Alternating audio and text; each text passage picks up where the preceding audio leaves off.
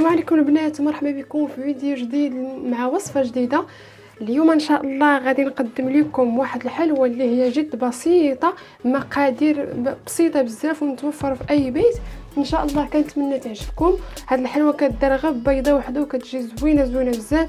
كنتمنى تجربوها وما تنساوش الا جربتوها تقولوا لي كي جاتكم في التعاليق. وما تنساوش كيف ديما ديروا جيم الفيديو وتشتركوا في لاشين ديالي طبخ اسيا وتضغطوا على الجرس باش يوصلكم كل جديد. ودابا نخليكم مع المقادير وطريقه التحضير. بالنسبه للمقادير عندي هنايا بيضه وحده بطبيعه الحال، غنحتاج غير بيضه وحده في هذه الحلوه هذه.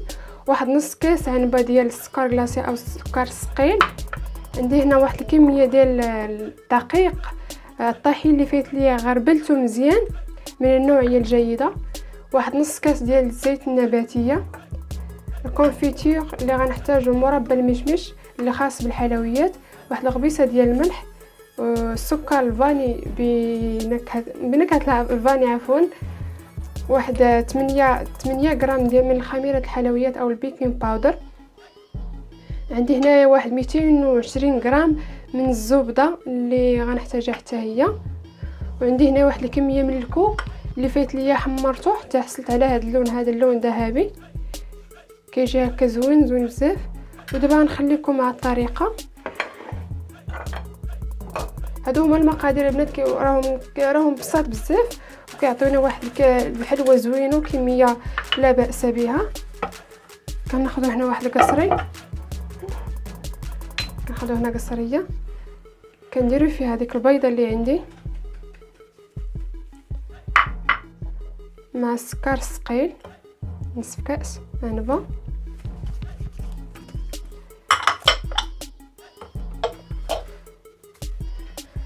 كنزيد معاه هذيك الخميشه ديال كيس سكر الفاني.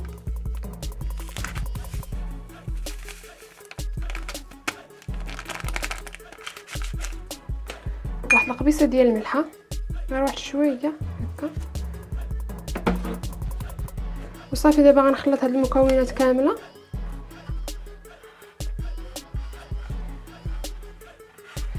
غنزيد عليها الزبده ونخلط.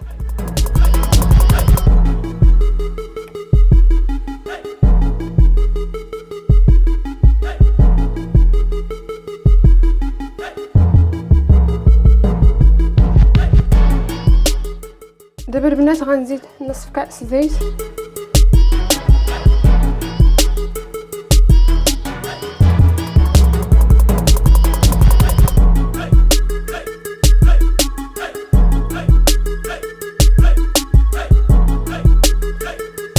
صافي البنات دابا بعد ما مزجت الخليط ديالي على هذا الشكل هذا. دابا كنزيد في الدقيق شويه بشويه حيت ما يمكنش نعبر لكم الدقيق مع البيض كيبقى على حسب السميد شحال فيه والزيت كذلك. وحتى بالنسبه للدقيق كاين اللي كيشرب وكاين اللي لا. دابا غنزيدو شويه بشويه حتى نجمعوا العجين ديالنا.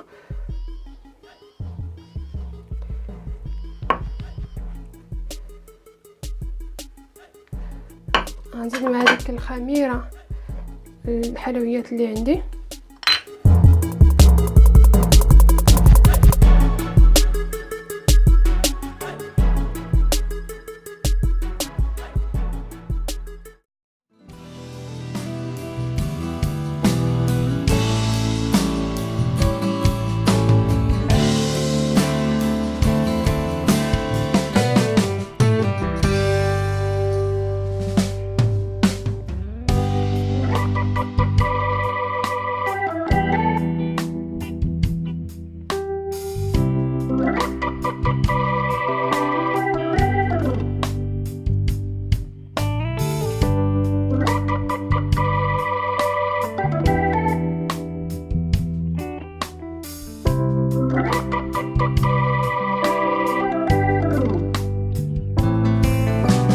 صافي البنات ها هو الخليط ديالي راه حصلت عليه.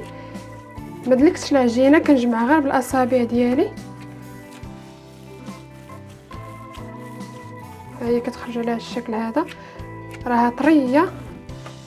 ودابا ديريكت غنمشيو نشكلوها نديروها في اللاطه ديال الفران. صافي البنات دابا كنشكل الحلاوه ديالي. كنديرها على شكل كرات، كندير على هذا الشكل هذا،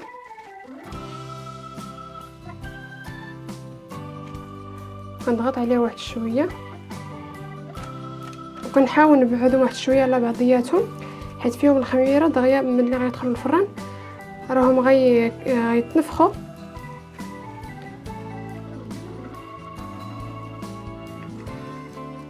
كندير على هذا الشكل هذا.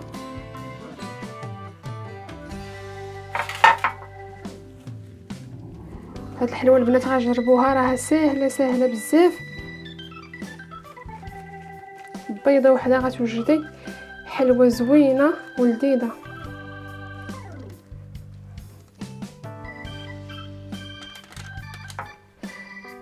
صافي البنات دابا غنستمر بنفس الكيفيه حتى نكمل وغنرجع لكم.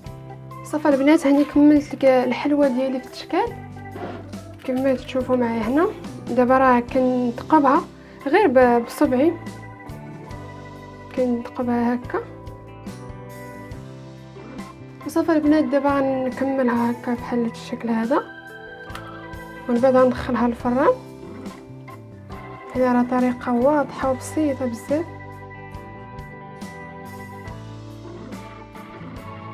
صافي البنات هاني كملت الكميه ديالي كامله.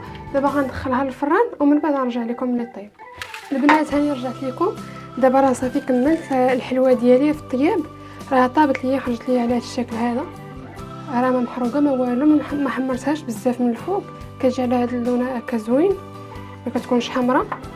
وعندي هنا واحد الصوص كراميل اللي فايت ليا حضرتها معاكم، كتخرج على هذا الشكل هذا.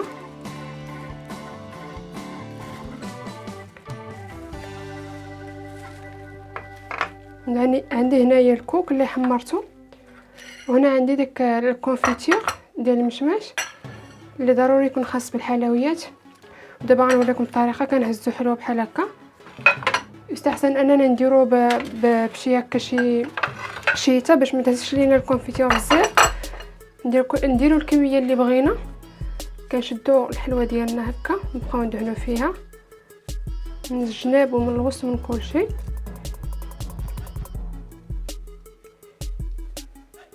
كنغطسوها في هذا الكوك.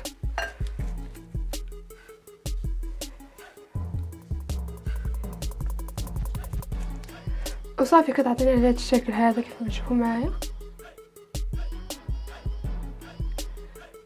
غنعاود معكم واحده اخرى، كندهنوها بالكونفيتير من الوسط ومن الجناب.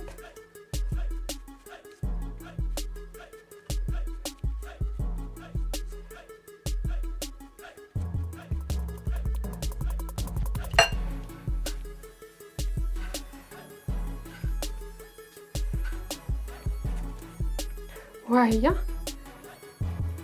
يعني راه طريقه باينه وسهله. غنستمروا دابا بنفس الكيفيه حتى نكملوا الكميه ديالنا وغنرجع لكم. البنات هاني كملت الحلوه ديالي من بعد ما درت ليها الكوك كيف ما كتشوفوا معايا.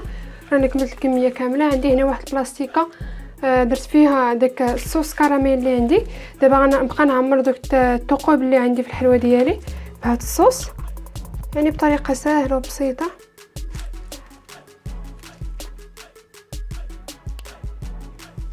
كما كتشوفوا معايا. ها هي البنات كناخذوا حلوه على هذا الشكل هذا وكنبقاو نديروا ليها، وصافي كتعطينا الشكل هذا كيف ما كتشوفوا، شكل رائع. وبالنسبه للمذاق راه كتكون هشيشه بزاف وزوينه.